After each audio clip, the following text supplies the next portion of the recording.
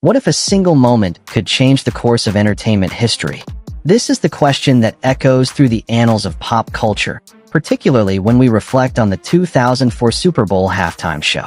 As millions tuned in to watch the New England Patriots face off against the Carolina Panthers, an unexpected incident would send shockwaves through the media landscape, altering not just the careers of the artists involved, but also the very fabric of live television and its regulations. On that fateful day, the halftime show featured a star-studded lineup, including Jessica Simpson, Kid Rock, P. Diddy, and the headliner, the iconic Janet Jackson. But it was her performance alongside Justin Timberlake that would become infamous for a moment that lasted less than a second, yet ignited a firestorm of controversy.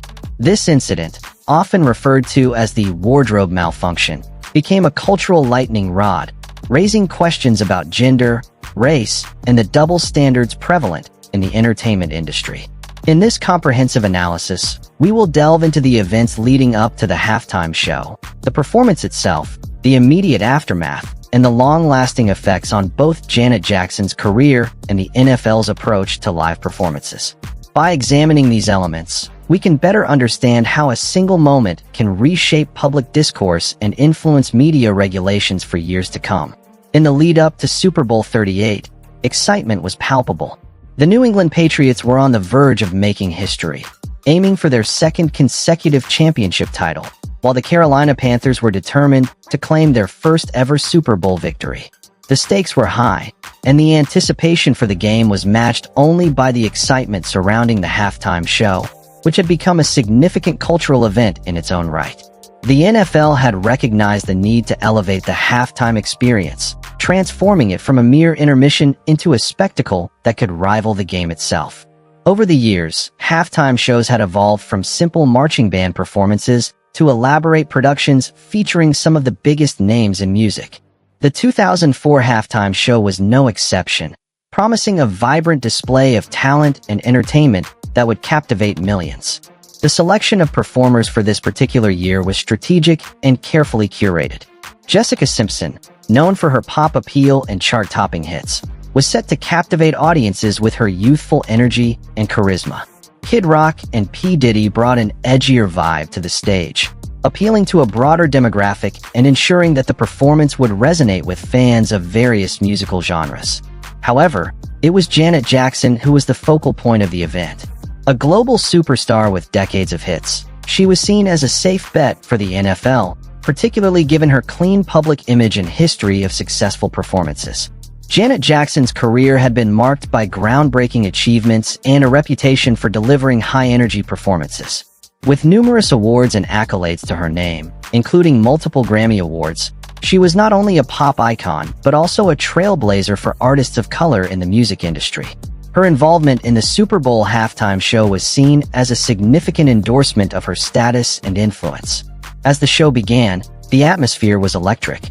The stage was adorned with dazzling lights and elaborate sets, creating a visual feast that set the scene for what was anticipated to be a highlight of the evening.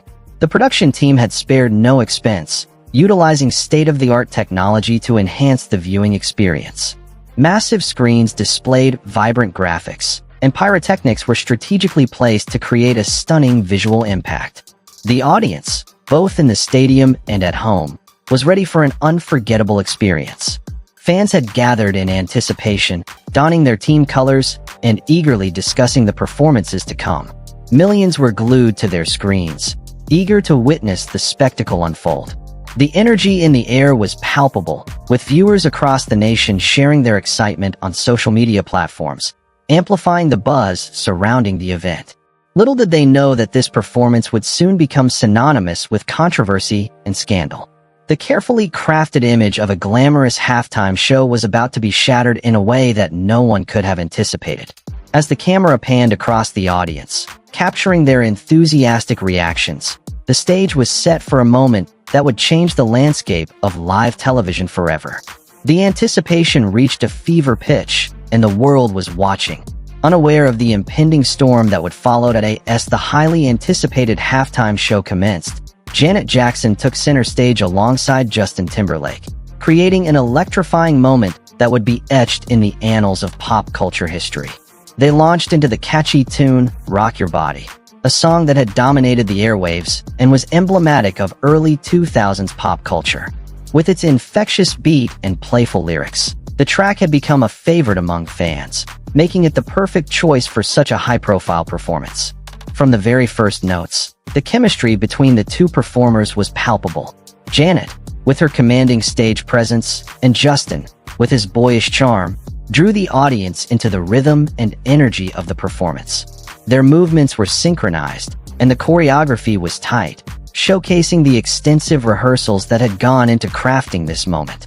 The production was polished, featuring dazzling visuals and intricate dance routines that captivated the millions watching both in the stadium and at home. As the song built to its climactic moment, the excitement in the air intensified. Timberlake moved closer to Jackson, setting the stage for what was intended to be a dramatic finale that would leave a lasting impression on viewers. The anticipation was palpable, with the audience fully engaged, cheering and dancing along with the performance. The elaborate staging, complete with vibrant lights and dynamic camera angles, added to the spectacle, making it a visual feast. However, as the song approached its peak, an unexpected turn of events unfolded that would change everything.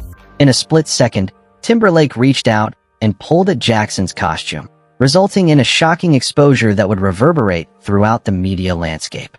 The moment was fleeting, lasting less than a second, yet it was enough to send shockwaves through the audience and ignite a firestorm of controversy.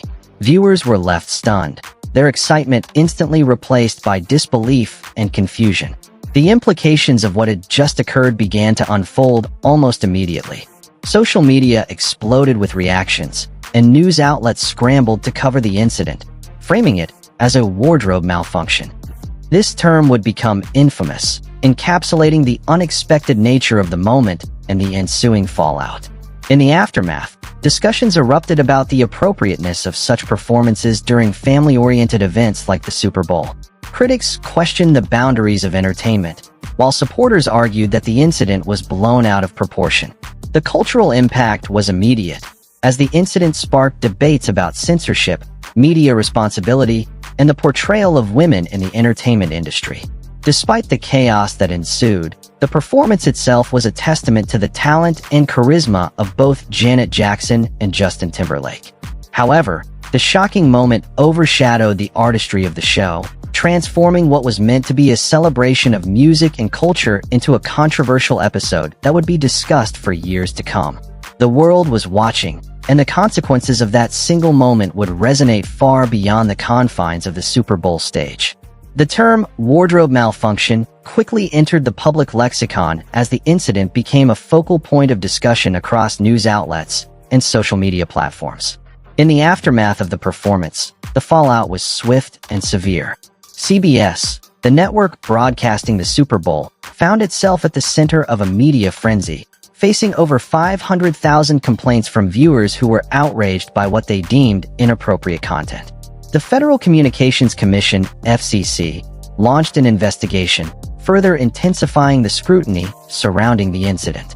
Janet Jackson, once celebrated for her contributions to music and culture, suddenly found herself vilified in the press. The media narrative shifted dramatically, painting her as the primary culprit in a scandal that had spiraled out of control. In stark contrast, Justin Timberlake appeared largely unscathed. He was seen smooching with Cameron Diaz in the stands during the game, seemingly oblivious to the chaos unfolding on the stage. This disparity in treatment raised eyebrows and sparked discussions about gender and race in the entertainment industry. Janet, a black woman, was subjected to intense scrutiny and backlash, while Timberlake, a white male, was able to navigate the situation with relative ease. The immediate aftermath of the incident was characterized by outrage and calls for accountability. CBS faced significant backlash, and the fallout extended beyond the network itself. The incident prompted a re-evaluation of broadcasting standards and led to the creation of new regulations governing live television. The so-called Janet Jackson Bill was introduced, increasing fines for indecency violations and making it clear that the FCC would take a hardline stance on inappropriate content. Janet Jackson's career took a significant hit in the wake of the incident. She was effectively blacklisted from major media events, including the Grammy Awards, where she was uninvited to perform despite her previous successes in the industry. Her albums received minimal promotion, and she became a scapegoat for the entire controversy. The media narrative surrounding her shifted from one of acclaim to one of condemnation, and her influence in the industry was severely diminished. On the other hand, Justin Timberlake's career continued to thrive. He was invited back to perform at the Super Bowl halftime show in 2018, a stark contrast to Jackson's treatment. This disparity highlighted the double standards that exist within the entertainment industry, particularly regarding gender and race. Discussions surrounding the incident began to encompass broader societal issues, prompting conversations about the treatment of women in the media and the systemic biases that persist. The implications of the Super Bowl incident extended far beyond the immediate fallout. It served as a catalyst for discussions about media morality, power dynamics, and the role of race and gender in the entertainment industry. The incident illuminated the ways in which women, particularly women of color, are often held to different standards than their male counterparts. In the years following the incident, the NFL adopted a more cautious approach to its halftime shows. The once vibrant and edgy performances were replaced with nostalgia acts, as the league sought to avoid any further controversies. Artists like Paul McCartney, the Rolling Stones, and Bruce Springsteen were brought in to perform, but these acts often lacked the excitement and cultural relevance that characterized earlier shows. However, the halftime show eventually began to evolve again, thanks in part to the involvement of figures like Jay-Z, who sought to bring contemporary artists back to the forefront. Performers like Beyoncé, Shakira, and Rihanna have since graced the Super Bowl stage, showcasing the enduring power of live entertainment and its ability to connect with audiences on a cultural level. Looking back, the Super Bowl incident remains a pivotal moment in pop culture history. It serves as a reminder of the power dynamics at play in the entertainment industry and the ways in which public perception can be shaped by race and gender. Janet Jackson's influence continues to resonate, as her contributions to music and culture are celebrated, despite the challenges she faced in the aftermath of the incident. The legacy of the wardrobe malfunction extends beyond the individuals involved. It has become a flashpoint for broader conversations about media representation and accountability. As discussions surrounding gender and race continue to evolve, the incident serves as a case study in the complexities of public perception and the consequences of a single moment in the spotlight. In conclusion, the Super Bowl halftime show incident of 2004 serves as a cautionary tale about the potential consequences of live entertainment and the power of media narratives. What began as a moment of excitement quickly transformed into a cultural lightning rod that reshaped the careers of those involved and prompted significant changes in broadcasting regulations. Janet Jackson's career may have been unfairly derailed, but her influence remains undeniable. The incident underscores the transformative potential of pop culture moments, highlighting the ways in which they can shape public discourse and influence societal norms. As we reflect on the events of that fateful day, we are reminded of the enduring power of live entertainment and its ability to provoke conversations that resonate long after the final curtain falls. The legacy of the Super Bowl incident continues to be felt today, as discussions about gender, race, and media representation remain at the forefront of public consciousness. The incident serves as a reminder that the world of entertainment is not merely a reflection of our culture, but also a powerful force that can shape it in profound ways. As we move forward, it is essential to acknowledge the lessons learned from this moment and strive for a more equitable and inclusive media landscape.